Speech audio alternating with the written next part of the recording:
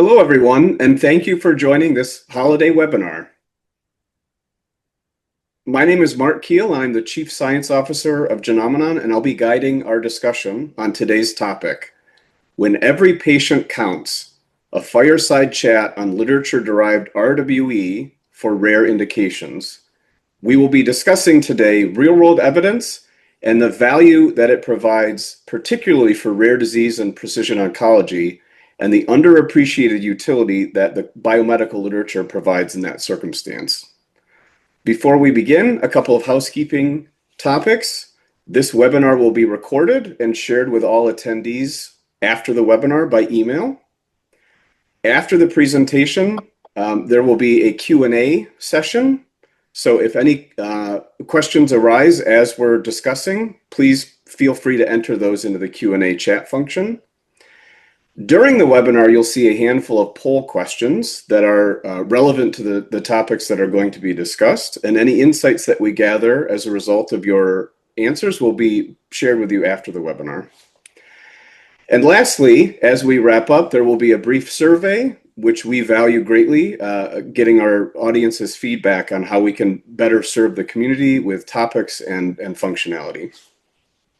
So before we begin, I'd like to spend a few moments describing Genomenon and the role that we play in providing real-world evidence for these rare disease indications. First of all, Genomenon is a literature-derived RWE company, and we are applying both AI and expert curation to understanding the biomedical literature in order to power precision medicine. As a company, our mission is to save and improve lives by making biomedical information actionable. And this comes in a couple of flavors. One is to help create precision medicines targeted at the molecular drivers of disease. And the second is to help diagnose patients suffering with those diseases, where we have a particular focus and interest on rare disease and genetic disease, as well as precision oncology.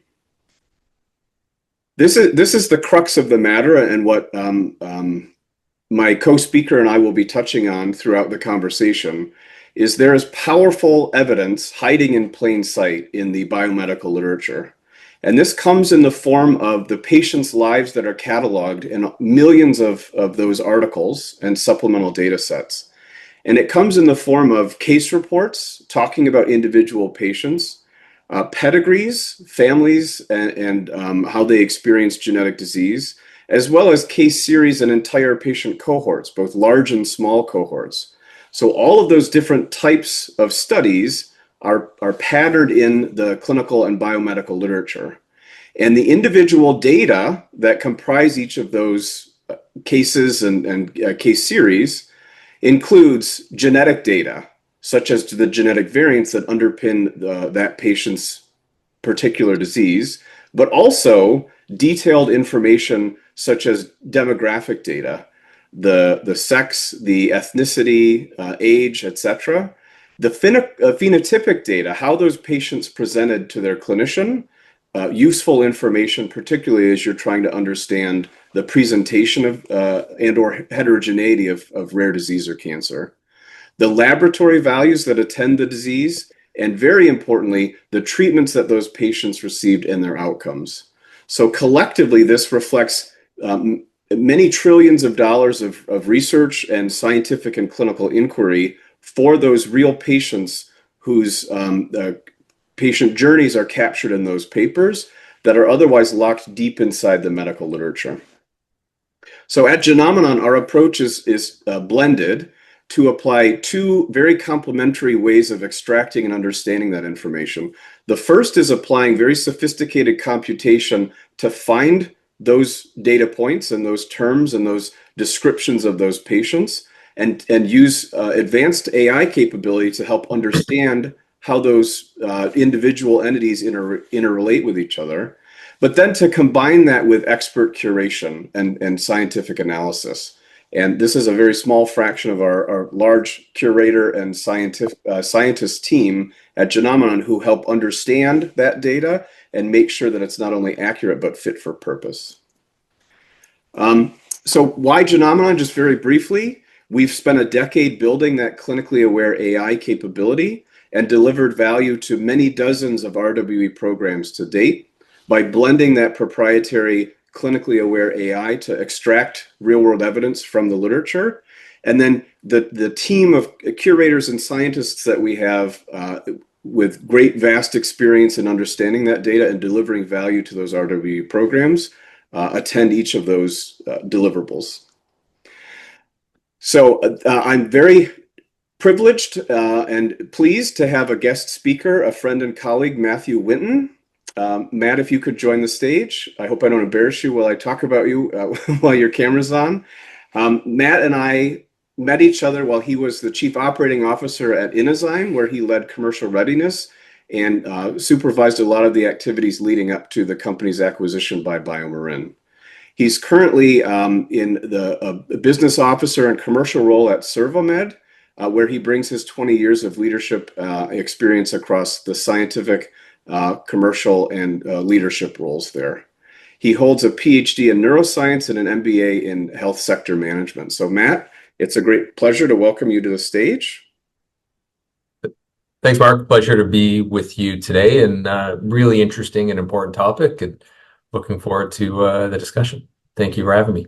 Yes, yes, I'm excited to chat. Before we begin, if you wouldn't mind going into some detail, talking about your roles more than I described here, both at Inozyme and then what you're currently doing at CervoMed. Sure. So as you mentioned, I've been in the industry 20 years now, across both clinical and commercial organizations, both large and small. Worked in rare space as well as larger, harder to treat indications, and really been involved trying to commercialize drugs, trying to make important clinical decisions to bring new novel therapies to market. And in both of those cases, I think over the years, which has been consistent, is this need and this stronger focus on real world data.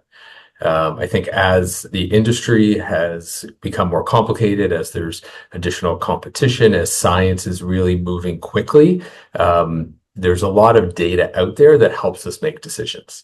That is outside of the trial data, that is outside of the information that is generated by a company. And I think in our partnership that we've had before, we've really found ways to identify some of that data, to use that data to make better, quicker, stronger decisions inside the company. But I think also you're starting to see now the acceptance of these new forms of data through greater understanding of big data, of AI models, from regulators, from payers, and so just the power of the data that's out there has grown over the years, and it's not only for rare disease. I think you can, use and implement some of these across broader, larger populations that really help you identify patient sets, help you answer difficult questions, and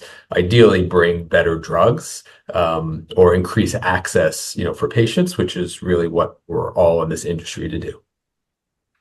That's a great intro to the topics that we're going to touch on.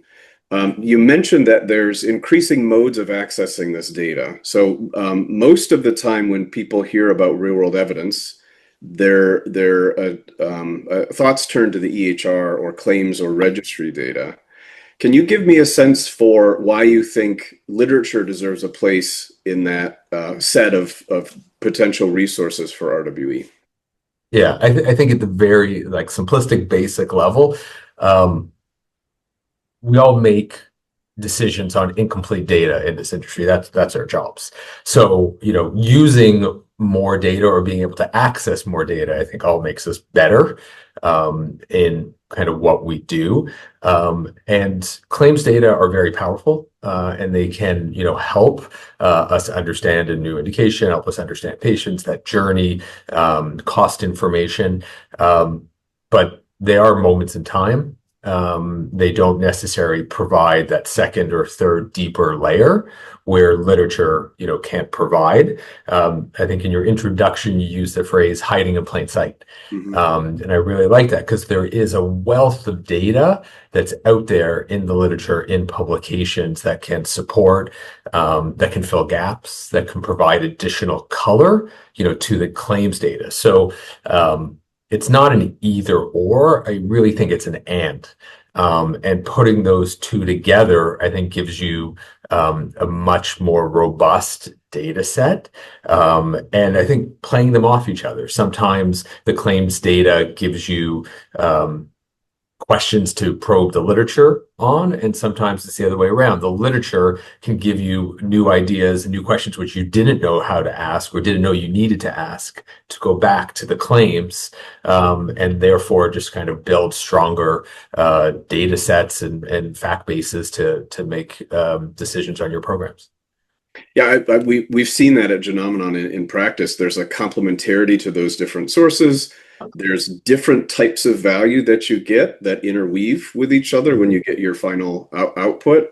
And you pointed this out quite rightly. You can use them in different cadences, one to inform the other, and vice versa, sometimes in parallel. Sometimes one resource is sufficient to answer those questions, but Mhm. maybe at a point in time in your program, and other times you might need to turn your attention to a different source of RWE.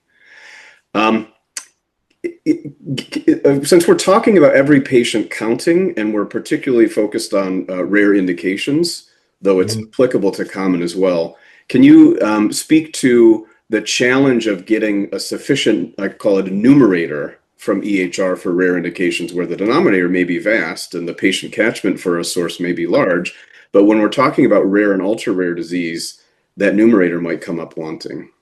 Yeah. Having worked in both rare and ultra rare diseases, um, there's something special about this space. You're building data, you're working with communities that most of the times have not had a therapy, and that a lot of these patients and families know more about the disease than their doctors. Yeah. And you can get really involved and make a big difference, hear directly from the patient. And those are all the wonderful things about rare and ultra rare diseases. Um, the flip side of that is the coding is not very good.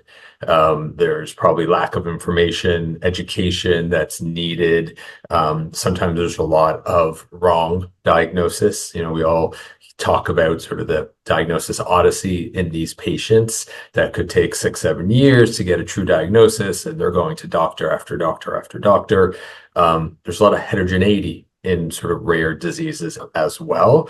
So a lot of times, the claims unfortunately also reflect that, and make it, very difficult. And if you only have 1,000, 5,000, 10,000 patients, if you don't have that homogeneous way to diagnose this, or if patients are showing up differently, in some cases, the patients aren't even getting the right diagnosis, it's really hard to only leverage the claims because you're going to see that in the claims. I remember one of the diseases we worked on, we estimated around a 10,000 global patient population based on the epi, and the genetic work that we had done really sort of confirmed that. When the first time we looked at claims, I think we found 47,000 patients alone in the US. And that was clearly because there were errors in the claims, just because it was a rare disease, not a lot of information around it. But going back to the literature really helped us refine how we were thinking about the disease, how these patients were talked about, how they were presenting, which doctors were identifying them, what the patient journey was. And it really gave us clues. How patients were looking like, with our disease, and how the doctors who would write in a lot of detail about their case studies explained how this patient came to see them, how they were able to tease apart very sort of complex symptomology to make a proper diagnosis. That led us to say, oh, well, maybe we're asking the wrong questions, or maybe we should, expand or narrow our requirements for looking at the claims data. And then, you're able to make the necessary cuts. You're able to sort of improve the effectiveness of your AI models, the robustness of your AI models, and that constant learning that you get from the literature really drove that.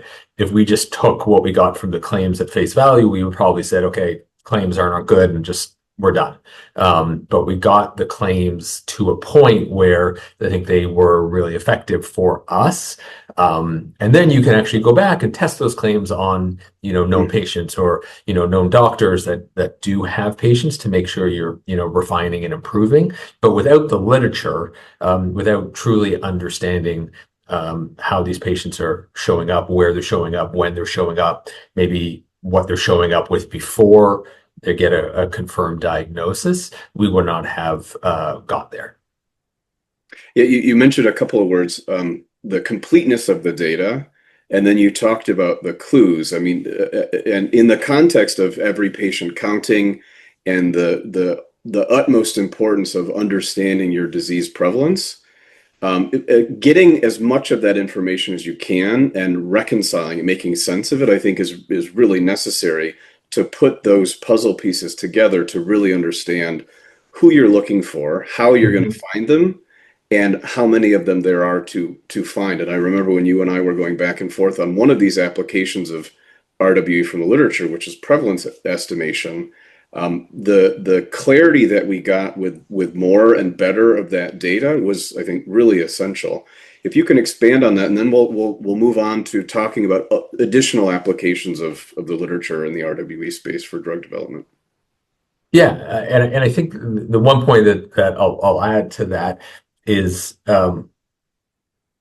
the genetic component or the sort of mutation analysis, understanding, especially in diseases that have multiple mutations that may lead to different forms of disease, really comes through in the literature more so than it may come through in the claims. And I think as we were looking through the prevalence data to understand pathogenic, non-pathogenic, and understand which mutations could be drivers, how should we think about the diseases and which types of genetic mutations we would want to include or not include. The databases are great, but sometimes they don't move as fast as the literature. And I think that's right? You want to make sure that there's a rigorous process to update a genetic database, and they have their sort of rules and stipulations before they may change, a designation of a certain mutation from non-pathogenic to pathogenic to a VUS, what have you. And so that takes time. And so, using the literature really helped us say, okay, well, we found 5, 6, 7, 8 patients with this mutation. If we look at some of the databases, those literature haven't been uploaded or the database doesn't reflect that. So we should include this in some of our prevalence calculations. On the flip side, there are cases where, in the databases, they had examples of mutations that were considered pathogenic, but the literature maybe said something differently. And there you also have something that you don't have the ability to do in claims, especially when you're looking at prevalence, is you have a name and you have a researcher and you have somebody who's on that publication. You have the physician who's seen that patient, who's done that work, that you can shoot an email, pick up the phone, and actually, understand some of those questions of like, oh, why are you seeing this? Or, why is this different than what's reported? And so it also kind of expands sort of the realm of people that you can bring into kind of the discussion and expand that tent, which for rare diseases, because there are not one doctor that's going to see hundreds of patients, every doctor who's involved in this is going to see a couple here, a couple there in most cases, even at the centers of excellence. And so that using that literature to, validate, to pressure test, to kick the tires a little bit, to take some data that we were comfortable was robust enough from the claims data, and take some data that we felt was robust and validated enough from the literature, and sort of put those together to really make a focused and unique and specific model that reflected our disease, that reflected our needs, was critical. It wasn't cookie cutter. It wasn't just sort of using the claims database and we took what we got. We really spend a lot of time defining our problem, and the rules and the business rules, and how we wanted to ensure that the science was rigorous, and that what the data that we were taking was effective. But we were able to customize something that I think a lot of people sometimes don't feel is very customizable, and that's a very bulky claims database. Mm-hmm. Got a couple of things that you mentioned there to touch on is the traceability or the provenance is that's effectively what the publication process is intended to do, is document your data in as much detail as permitted, and then be able to cite it, be able to know who did the work, who made those findings. Oftentimes literature gets a bit of a bad rap for reproducibility. Mm-hmm. We have to segregate that from the basic science, which is on the bleeding edge and pushing boundaries, from the clinical science, which is cataloging and documenting with great rigor, as you mentioned.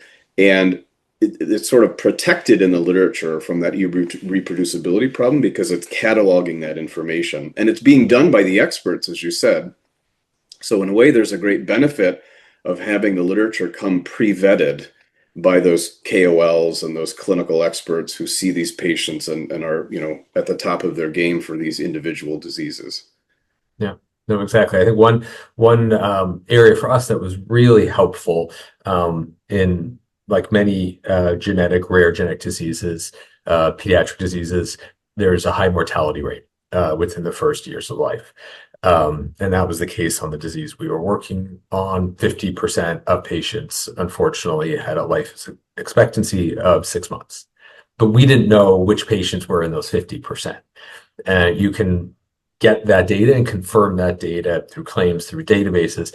But the literature, because they had validated mutation information, because they had experts also curious about that question of, is there any genetic phenotype, genotype phenotype relationship. Right. That doesn't show up in claims, but that shows up in the literature. That shows up in the discussions of these papers. That shows up in the validated records that many of these authors and physicians include in these case studies. So now lets you kind of take some of that data and continue to that discussion. You also get some personal and maybe internal validation that these are critical questions that your stakeholders are also struggling with, or are also really curious to understand, that it's important for the field. And I think that also is something that I think is really critical to sort of the literature-based approach. This isn't just data for data's sake. This isn't we're just running claims to understand more.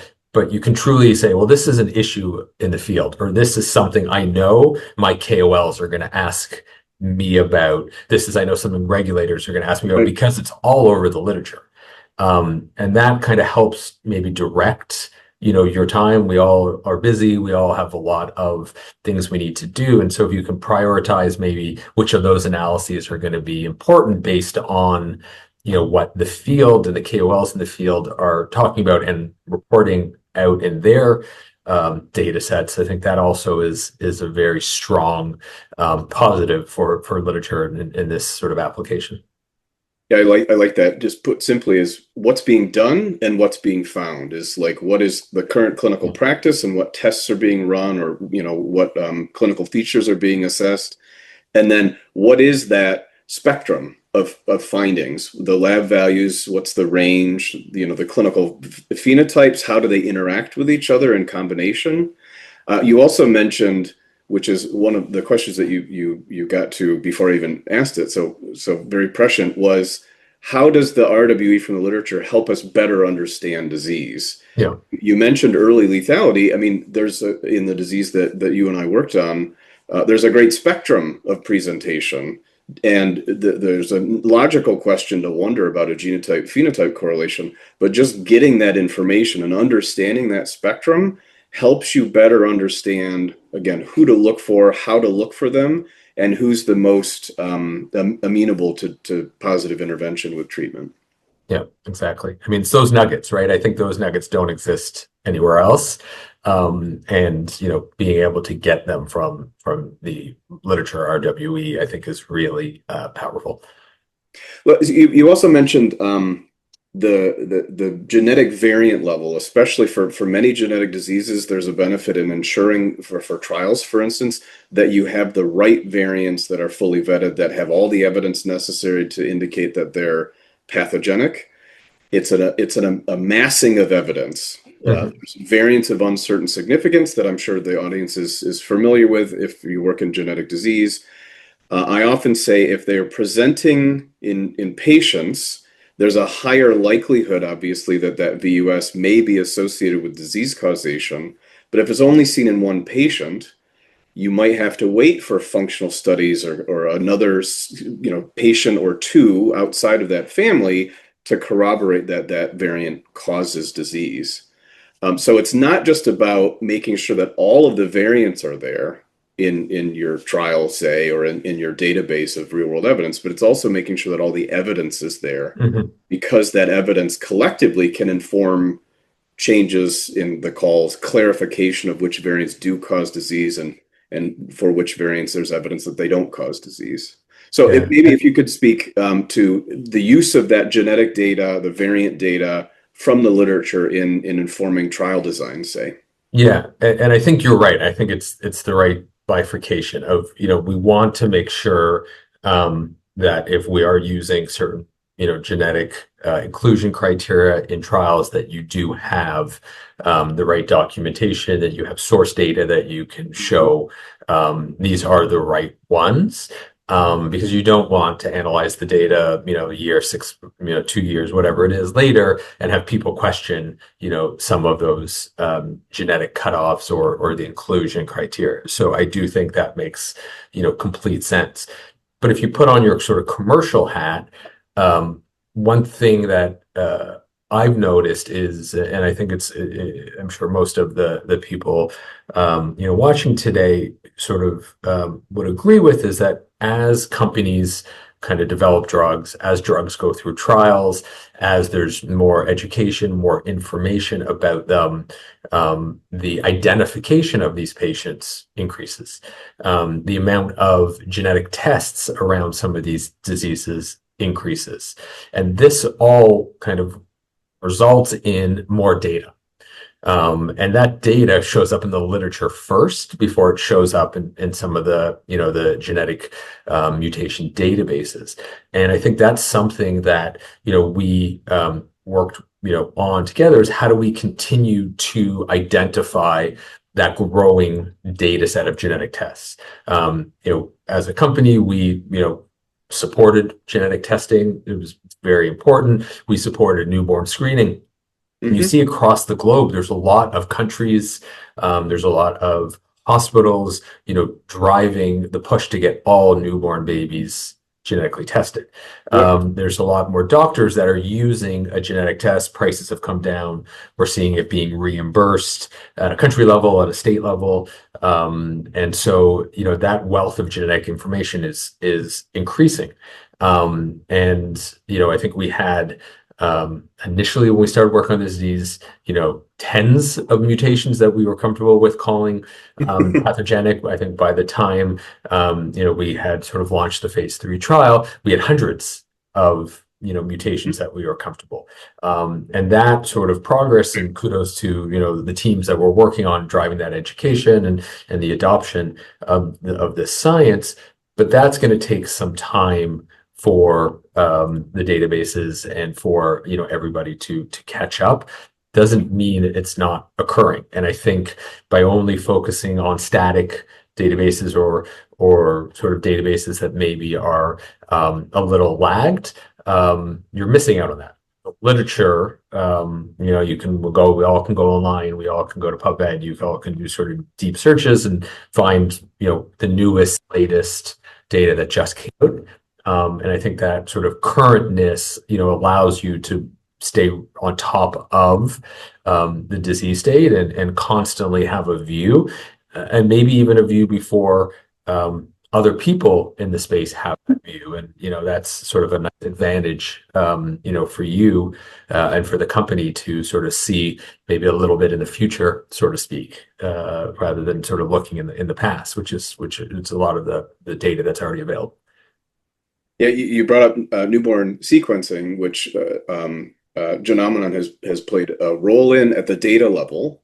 It's a very promising endeavor, multi-country, multifaceted. There's a lot of ethical, legal, social implications. There's a lot of data concerns. There's a lot of medical tracking and documenting and treatment implications. But I think the future is bright for rare and ultra rare disease, because I feel like newborn sequencing programs will allow for earlier identification of those patients and a better understanding, better appreciation of how many patients there actually are with some of these ultra rare diseases, making it more amenable to develop drug programs around those diseases for more efficacious treatment for otherwise unprecedented diseases because of the challenges with the rarity of those conditions.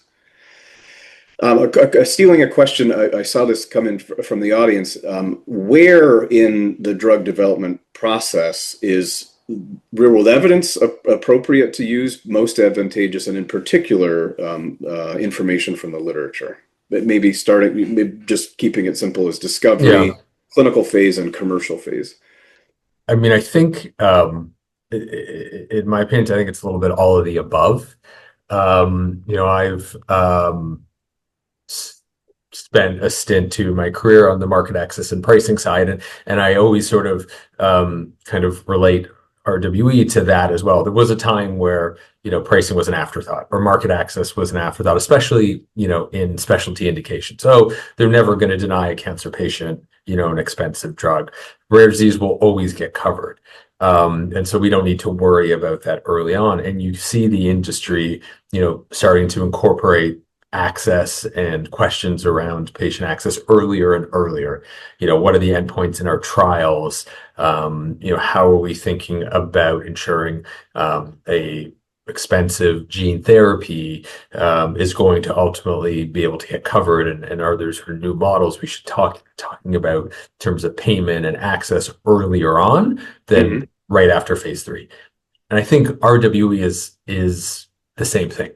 I think really early on in development, one of the diseases that we were working on, as you'll recall, there was a lot of information and knowledge about the infant form and the adult form.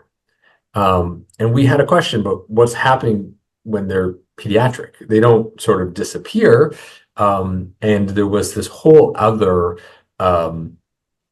patient segment that was presenting with different symptomologies that was described when they were infants or when they were described when they were adults. It turns out that population was an ideal population for us to run a trial on. And we would not have identified that population unless we dug into the literature. We had seen that in some of our earlier clinical trial work that gave us the signal to say, some of these patients that we've looked at in our natural history study or in some earlier trials, we're seeing this presentation in a pediatric population that's not really documented anywhere else. But sure enough, the more we dug into the literature, we found 80 to 100 patients that had this documentation. So that's an example that really shifted our developmental sort of thinking, and where we should kind of put our next trial and sort of maybe have the best chance of getting data that would help registration. I think when you think recruitment, for these trials. So if you move now more into sort of the clinical stage, understanding, where these patients are, who are the doctors, what are the sites, a lot of the real world literature can kind of clue you into some of this. They can sort of talk about where these patients are hiding. And we know in rare, the patients in a lot of cases, unfortunately, are hiding, and there's a lot of work to do patient identification and find these patients. The RWE really kind of gives you a bit of a roadmap there and can sort of help you with that.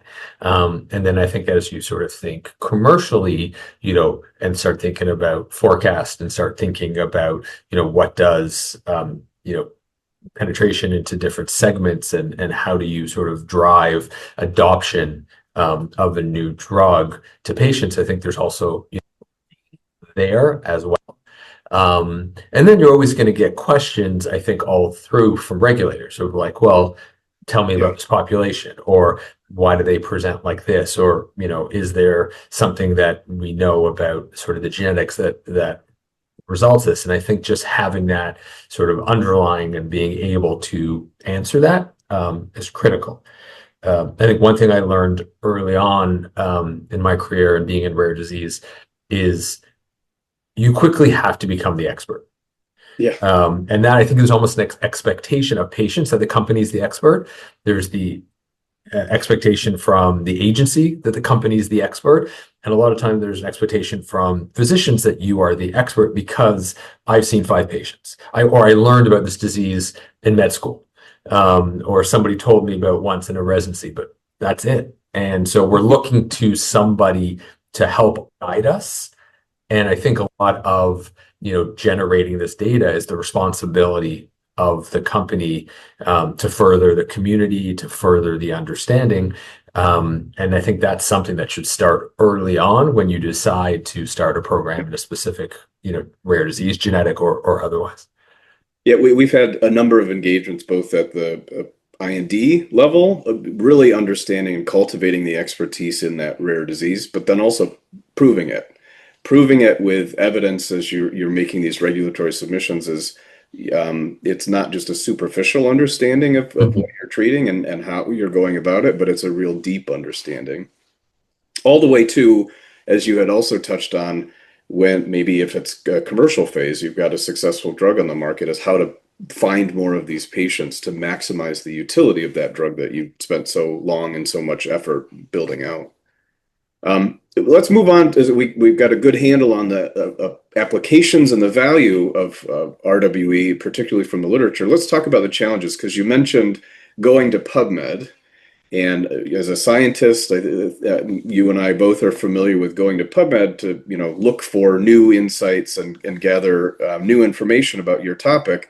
When you're thinking about amassing RWE, that can be more challenging than leisurely, is keeping abreast of the new publications and the new patients and the new findings, but then also getting the historical data, amassing all that information, making sure you're not missing anything, because as we said, one paper, one variant, one patient can be material for your submission, for finding all the patients to maximize the value of your drug. So if you could speak to the challenges attending extracting that information from the literature, maybe that you've experienced or that you've seen in our work, Genomenon can ameliorate.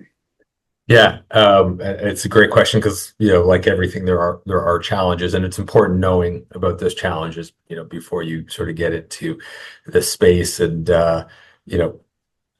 I won't date myself, but, PubMed is fantastic. I remember going into the stacks and having to, me too, Jim.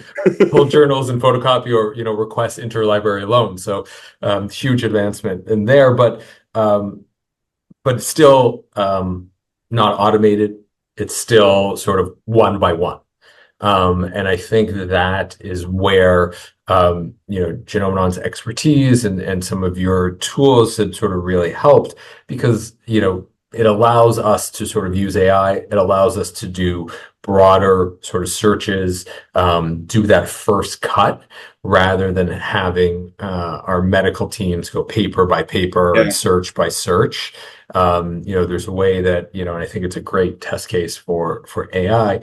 There's a great way to sort of pull the initial batch of papers, to have somebody go through and not to spend days, weeks, months just sort of searching paper after paper, because a lot of this literature is not all in one spot. And it may be talked about a little bit different. Unfortunately, it's not going to all sort of have the exact same title that you want, or it's going to be sort of readily available.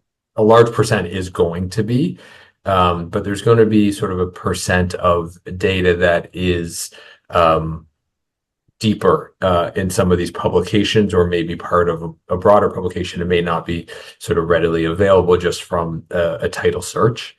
Over time, when you start seeing that and you can build models to help identify the right publications, some of the authors who may be consistent across some of the publications, is extremely helpful. And so the time saved, and I think the sanity of the medical team doing this was I think saved by kind of the expertise and sort of partnering with people who know how to do this and have some of these tools to be able to, where it's possible, to speed things up or to automate kind of these processes. Obviously, you're going to have to sort of go through at some point and kind of go paper by paper. And so it is a time-consuming process. But if you can take a lot of it off in terms of sort of getting that first set of publications to look through, I think that's critical. I think the other thing in terms of sort of risks or challenges, and maybe not so much a challenge, but it's sort of a critical thing to sort of consider. I think in this case, in the literature, the upfront planning and the upfront discussions are so critical. And I think if you get those wrong, there's a risk that you could go on sort of a bit of a wild goose chase. And that's the business rules. That is defining what you're looking for in the data. That is to sort of know what is going to be considered in, play, or what's already validated, and how are you thinking about which data you're going to use, how do you incorporate or evaluate the data. Having those things all set up front and everybody agreeing on those, I think also makes the process a lot easier. So you're not kind of building the boat, or you see a piece of data and you're like, oh, this is really good, and we want to sort of fit it in. But if it's not, at the same level of scrutiny, or if it doesn't sort of meet those defined, rigorous scientific rules that you've put in place, you're not always trying to chase other pieces of data, or okay, this is not going to sort of meet our kind of needs, and we move on. To me, that's also critical, is really sort of mapping out what is going to be the core of the analysis. And I think that also helps with, it's almost like a SAP for a clinical trial, like having your sort of rules up front. So you're not, kind of tweaking or sort of being opportunistic kind of with the data you're looking for. And I think that also helps sort of maintain a high level of rigor, which would allow outside agencies and stakeholders to appreciate the data. Just reflecting on your answer there, yes, I too went to the stacks. That dates me. But I've done this curation work myself. Obviously, when I was in training and in molecular pathology practice. But then at Genomenon myself, I have a great deal of respect for what the curators bring, the tedious, rigorous scientific clinical scrutiny that they bring to understanding this. And you just said there's opportunity costs for principals at pharma and biopharma companies.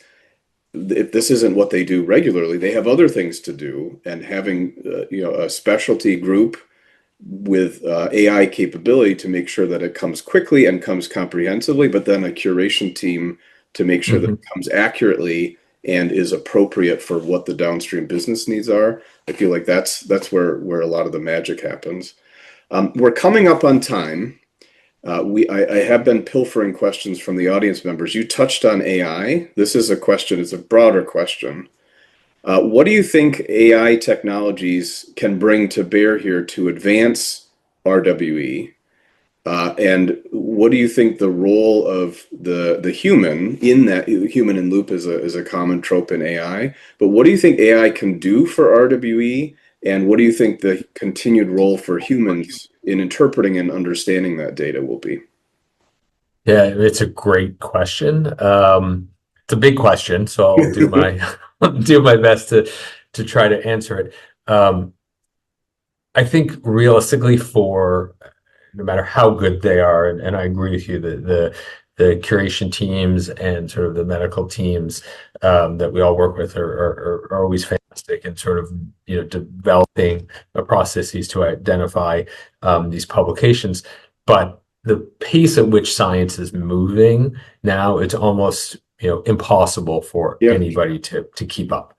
And even you get the updates in your emails, and it's even impossible to with that to keep up and to read every sort of publication. And I think if you were expecting somebody to do that, that would be their full-time job for 10 years, right? And we know we're never going to get approval to kind of do an exercise like this if you say, well, I'll get back to you in 2035 with an answer.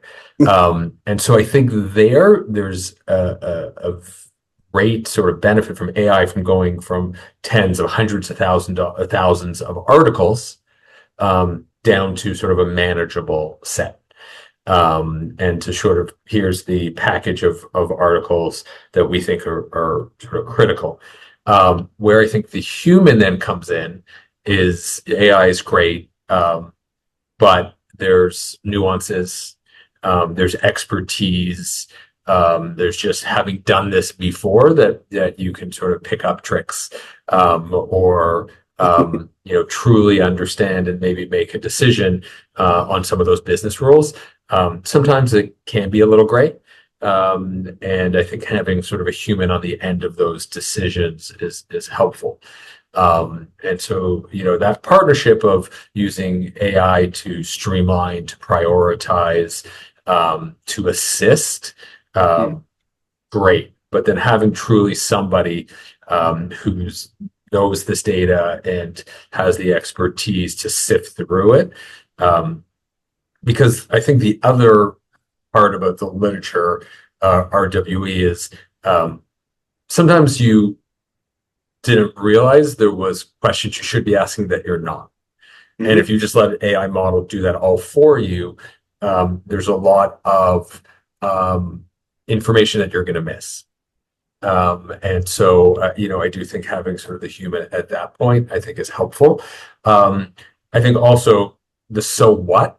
AI is great, but I think sometimes the so what and how you sort of translate the data into usable actions, how you take the data and those learnings and go to the head of the group, go to the management team, go outside to the agency and say, so this is what it's telling us, and this is what it means, and this is why we did A, B, and C. And that, I also think right now, and maybe we'll get there, I think is still better done from a human than done from AI.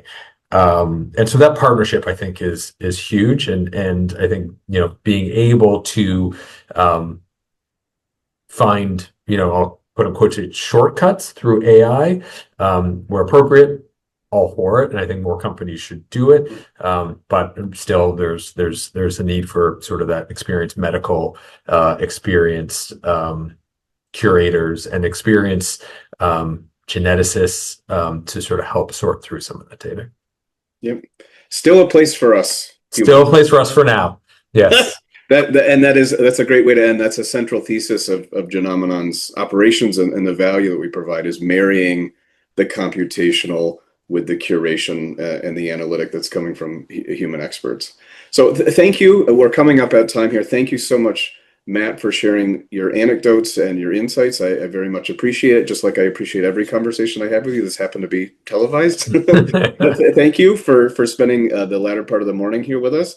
For the attendees, just to close out here, reminder that there will be a survey when we adjourn. We'd appreciate your feedback. It's very valuable to us. And a reminder that the recording will be emailed to you. I thank you again for all your kind attention, and Matt for sharing the morning with me. Yeah, thanks, Mark. Happy holidays, and to everybody at Genomenon and everybody at the phone. All right. All right, take care. Take care all. Bye-bye. See you, Matt. Bye.